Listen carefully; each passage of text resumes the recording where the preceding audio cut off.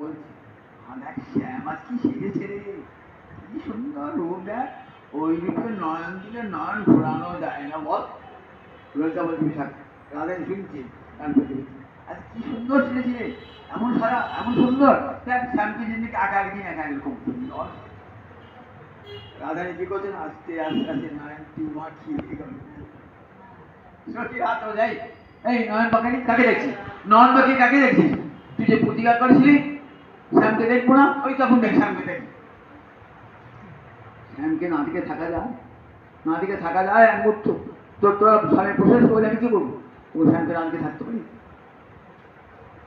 আমার দুটি নয়ন তো শ্যামের দিকেই ধাবিত, আমি যদি নয়ন মুদে থাকি অন্তরে গোবিন্দ দেখি, নয়ন মেলিয়া দেখি শ্যাম। বেশ, আর দুটো প্রতিজ্ঞা যেন থাকে, কথা বলবি না।